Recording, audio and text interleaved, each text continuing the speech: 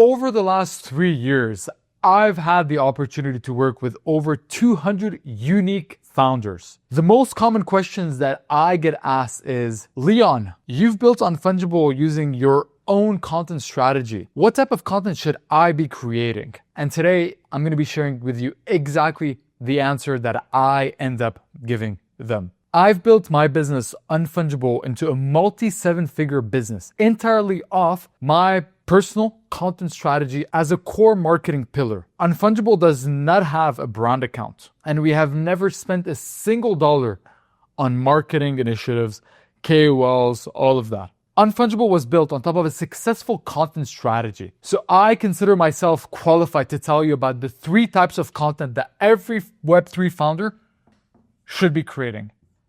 So 3 types of content. Funny enough, most founders are only doing one of these content types. The first type of content that every founder should be making is content that makes them look as an authority.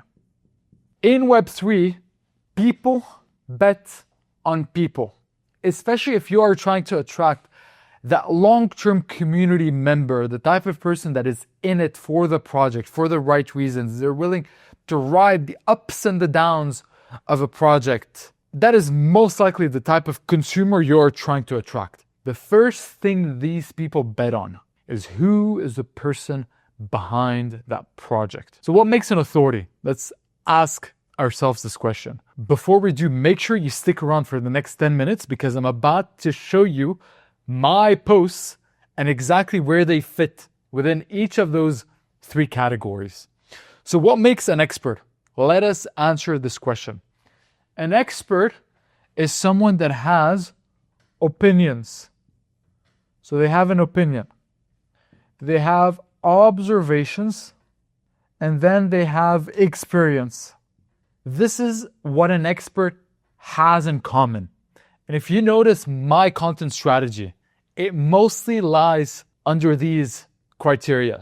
This video right here is an opinion piece of what I think every Web3 founder should be making as a content strategy, and is based on my experience. When it comes to the day-to-day of you posting on X, a lot of the narratives that are hot and trendy in a marketplace, you probably have an opinion on those. Or you might have an observation of some of the things that are happening. And I'm going to show you in a second how that is reflected in my posts. And then your experience where you are leading with, I've worked in AI for the last 10 years. And here's why I think the future of crypto AI is moving in this direction. Have you ever seen these posts? Oftentimes made by big founders. These tend to do very well because people value experience-based pieces of content. Next type of content that you want to be creating as a founder is content that makes you look likable.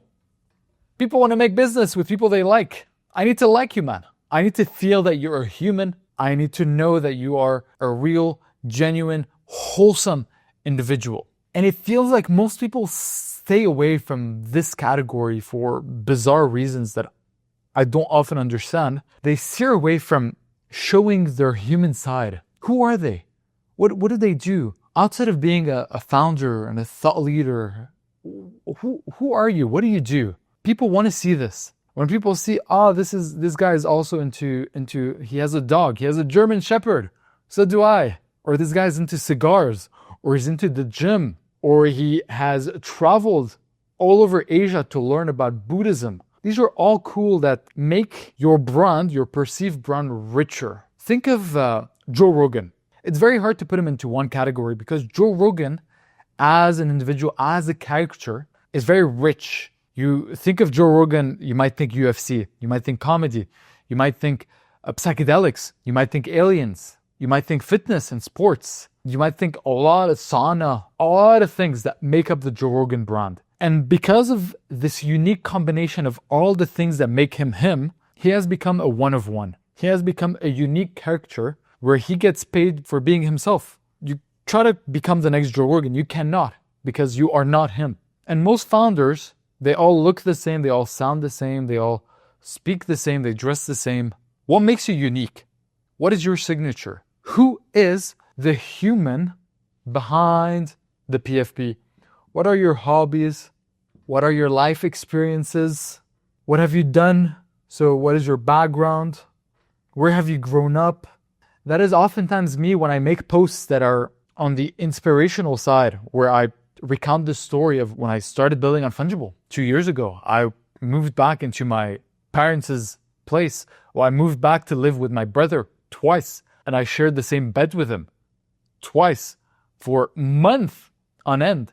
Imagine being a young 20th-year-old individual and then living in the same studio apartment with your brother. This is what I lived to build Unfungible, to make it to the point where it is today and have this beautiful apartment here in Dubai. But it was a process.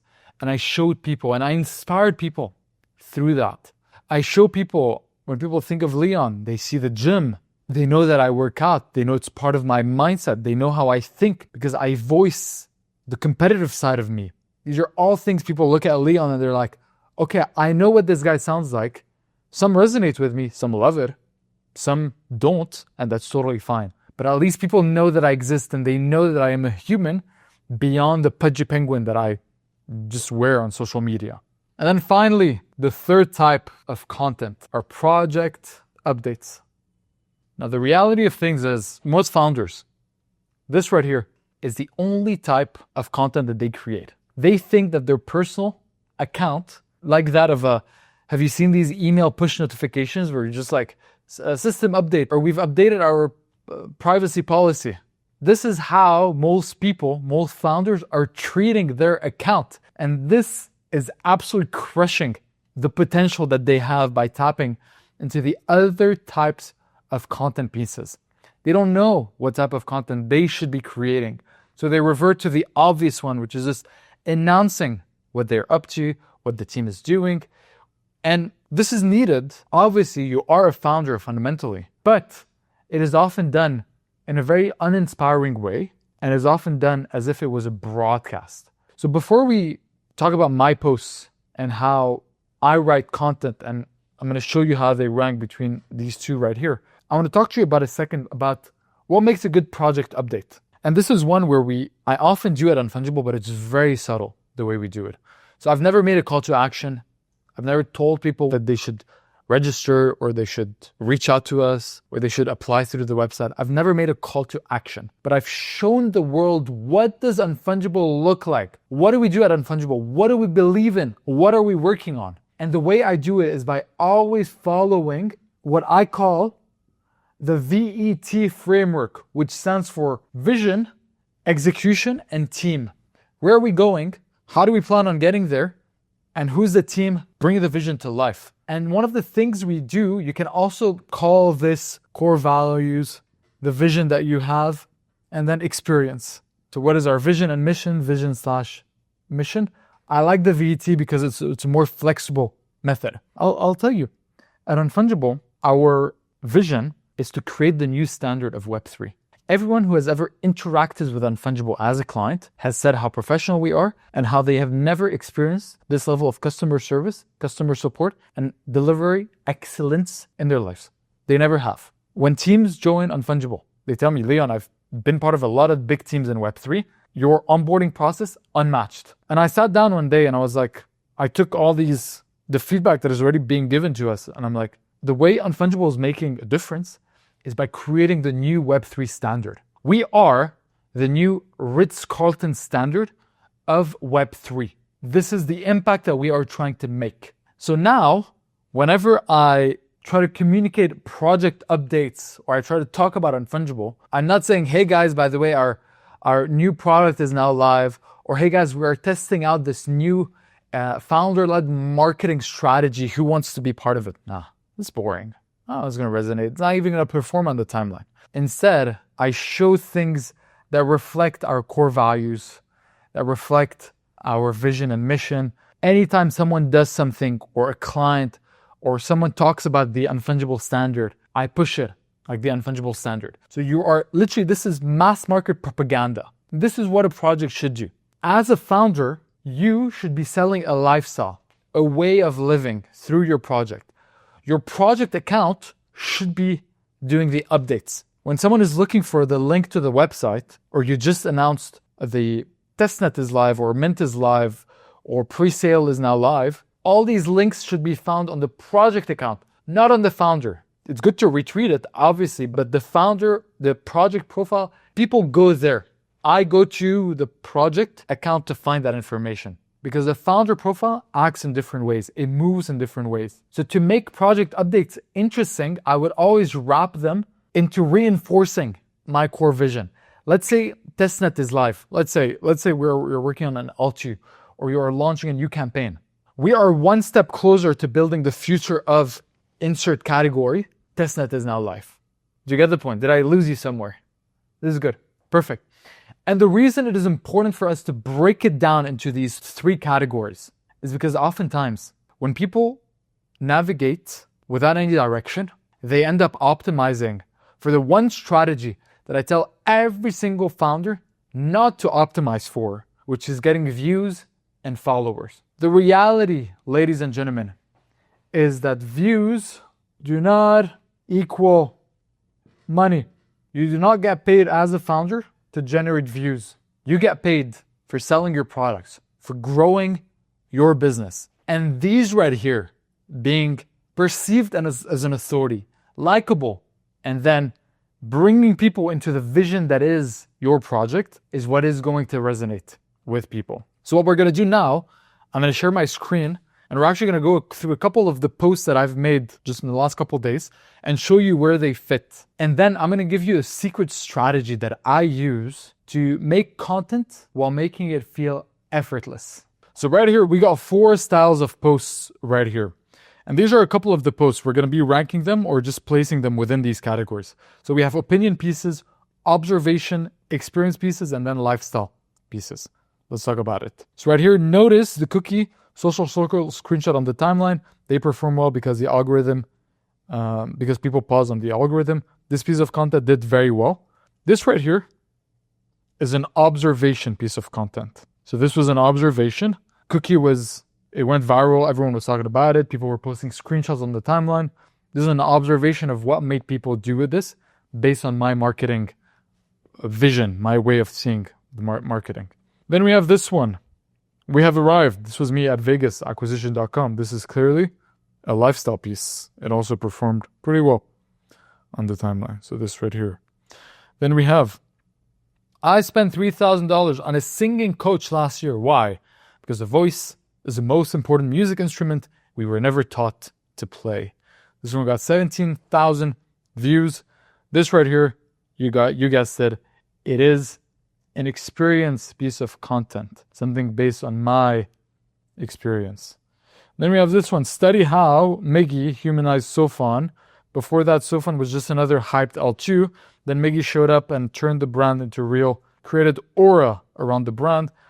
Sofan's recognition exploded, 21,000. This right here, I would say, is between an opinion piece and an observation piece. So it fits between these two right here. I'm going to put this as an observation because why not? Then we have this. So this one was scale, fame, and mess. It all happened so suddenly and unexpectedly. I do sometimes wonder how different the industry would have been had Bored Ape aggressively pursued the development of its commercial IP instead of going the gaming/metaverse route. Boom. This is clearly an opinion piece right here. Boom. I paid $30,000 to learn from Alex Hermosi. This is everything it taught me at no cost to you. This right here is an experience piece. Boom. Then we have some thoughts on entrepreneurship, risk, and everything in between. Today I was asked by a person I respect whether he should stay in his high-paying executive job or go all in. So this is an interesting one, by the way. This, at first, I wanted to make this a lifestyle piece. So I was at a very nice restaurant with my girlfriend, and then I took a video. But then I was like, how do I make this juicier? So I thought about the concept of contrast. When you see success, but you see the hardships that came with success, it oftentimes creates depth to the piece of content. People resonate with it.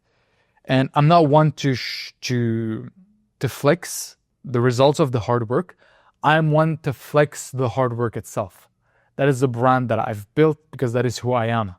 I thought of it, I was like, I can actually turn this into an experience piece of content right here. So an experience piece of content, it resonated with a lot of people. I got some DMs from people thanking me for these types of content. And that if you invested in a pre-TG company and are now asking for a refund, you never deserve the rights to invest. You get the upside and the downside of your investment. No more whining because of bad decisions. Boom. This is an opinion piece right here. So this right here is an opinion. So you can see it's pretty balanced. I tend to do a lifestyle pieces like I would say 2-3 times a week. And then the rest is just experience, observation pieces, and opinion pieces. And occasionally also 2-3 times per week, project updates. And you know, the breaking news is if people see you as an authority, they want to know what you do. And the beautiful thing about authority building, especially experience-based posts right here, is you're often talking about the experience you are gaining on the job building your company. And this brings me to how do you create content without sitting down and trying to create content? I've noticed that the moment you sit down and you're like, okay, next 30 minutes, I'm going to do nothing but write content. Block. You're like, the worst content comes out when you force yourself to create content.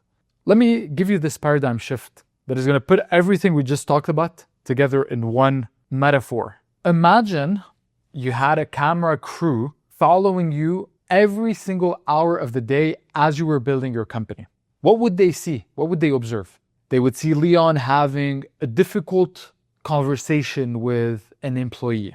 They would see Leon trying to step up his leadership game because this certain team needs a motivation boost. They would see Leon learning an important lesson about managing or system building.